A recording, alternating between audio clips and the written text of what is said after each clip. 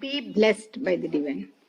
May the divine power protect us, guide us, and lead us day and night at all times, at all places, in all our activities.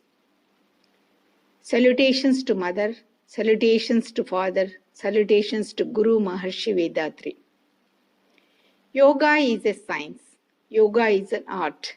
It's a combination of science and spirituality, makes our life easy and happy and peaceful. Ancient Indian tradition made our life into 4 stages. The first one is the Brahmacharya, the student stage. The second is the Grihastha, the householder.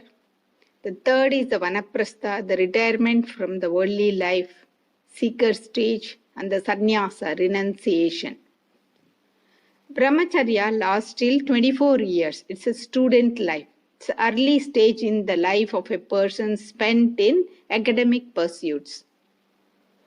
There are 2 types of education during the student life. One is education from the college and schools, where he gains access to the language, to the knowledge, to the religious prospects, and to get a degree and get his earnings for his living.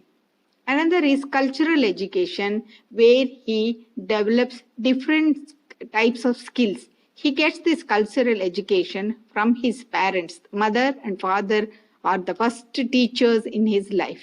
Then comes all his family members, the community, and the people around him.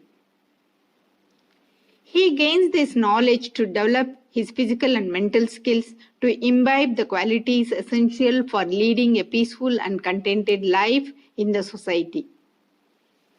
It also includes celibacy, growth of his personality. A person begins to understand the divine state and lay foundation for molding his character, and spiritual life is imperative in the life of an individual. Next comes the Grihastha stage, which lasts for 24 to 48 years. This is household life. He enters into this second stage through a wedlock. After marriage, the husband and wife begins to work for a living, earning, saving, and taking care of their needs as well as those of the family members. The surplus, what he made, uses it for charity and welfare of others. These are the prime duties during this stage. Next comes the Vanaprastha, that is from 48 to 72 years. It is a retired life.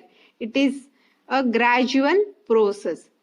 When he enters the third stage, he decides to renounce worldly pleasures and venture forth in search of the self. Journey into the 4 sects in search of seclusion and penance. But in the olden days, they used to go to the forest in search of seclusion and penance. But we know we can stay at home and we can start the journey into one's own self and in search of the inner being. It is important to understand the life energy that circulates within each individual. The life energy which has originated in the divine state expands to function as mind. The divine state, the life energy, and the mind are imperceptible phenomena existing beyond sensory perceptions. God realization. The mind remains focused on the life energy. The frequencies of the mind comes down. The consciousness that prevails in everything becomes evident. Venturing out in search of this realization after freeing oneself from the responsibilities of the family is Vanaprastha. The next is the Sannyasa, 73 years onwards. This is a renounced life, that is back to the baby stage. The stage was marked by renunciation of material desires and prejudices, represented by a state of disinterest and detachment from material life, generally without any meaningful property or home, that is ascetic, and focused on moksha, peace, and simple spiritual life.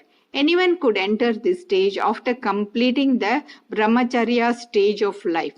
Of course, we have to complete 3 debts. That is the debt to the divinity. We have taken so much from nature and society. We have to give it back.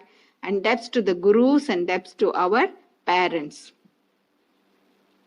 Twofold path of virtue. In my life, I will not cause any harm to anybody, physical or mentally. I shall strive to remove the misery of others to the extent possible. Be blessed by the divine.